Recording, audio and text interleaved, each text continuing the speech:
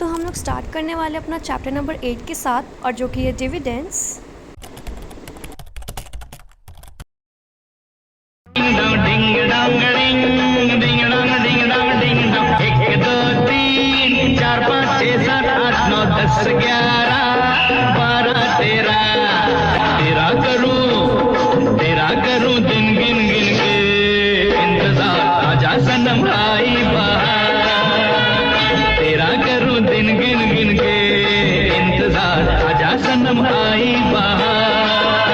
यहाँ पे हमारी बरसात हो रही है पैसों की।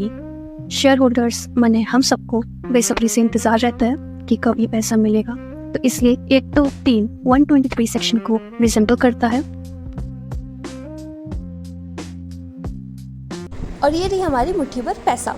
तो जब भी डिविडेंड आएगा ना, तो मैं सबसे पहले 2 चीज़ याद करनी है। पहला तो डिविडेंड मतलब मुट्ठी भर पैसा। मुट्ठी में 5 उंगलियाँ होती है, राइट। एंड स्टार्टिंग हमारी होगी 123 से। वो तुम्हें 1 2 3 वाले गाने से याद आ जाएगा।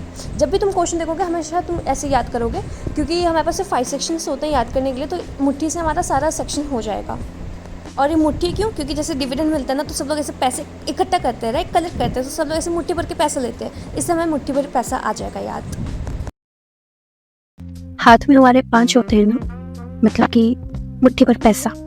तो क्या है ना, इस चैप्टर में मेरे पास सिर्फ 5 ही सेक्शन है, इसलिए जब भी हमें डिविडेंड आएगा ना, हमें बस एक चीज़ याद कर लेनी है, और वो है मुट्ठी भर पैसा, जिसमें शुरुआत होती है हमारी 1 2 3 4 5 6 7 8 9 10 11 12 13 इस गाने से, सेक्शन 123। और हमारा ऐसे ही आगे कंटिन्यू होता रहता है, सेक्शन 124 125 126 और 127।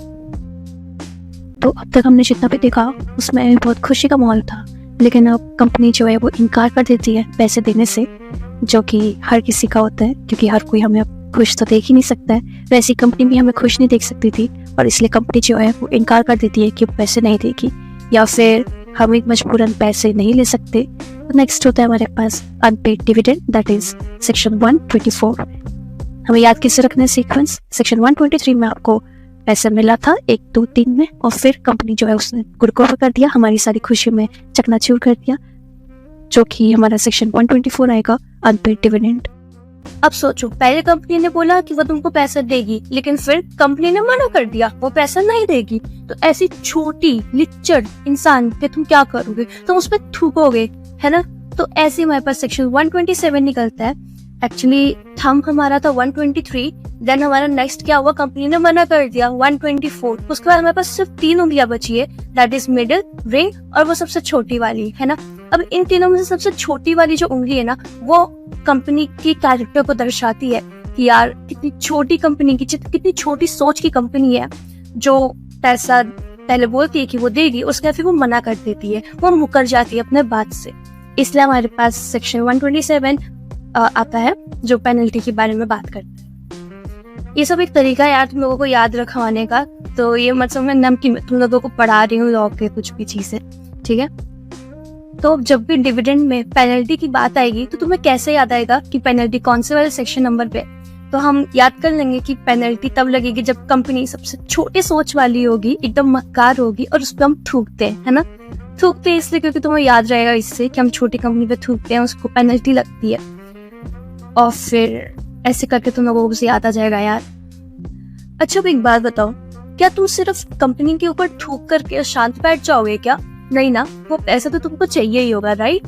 तो अब इसमें गवर्नमेंट जो है अपनी टांग अड़ाती है, और इसलिए हम कंपनी को मिडिल फिंगर दिखाते हैं एंड कंपनी से कहते हैं कि तुम वो पैसा भेजो, हमारे अकाउंट में नहीं तो गवर्नमेंट के अकाउंट में, कि वहां से जाकर फिर हम अपना उसको कलेक्ट भी कर सकते हैं।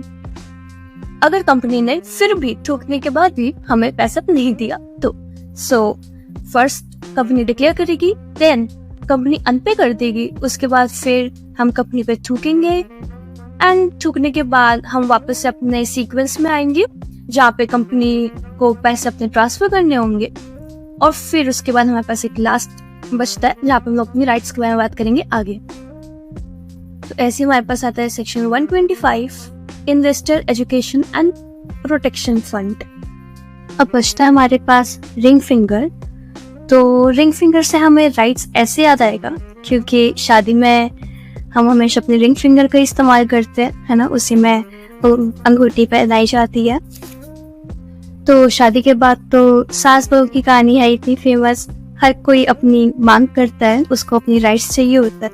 अब वो आजकल, पहले तो घर घर में तक बात रहती थी, लेकिन आजकल तो कोर्ट तक बात पहुंचती है और ज्यादा फिर डिवोर्स तक भी चली जाती है, जो कि होना नहीं चाहिए, पर अब क्या ही कर सकते हैं।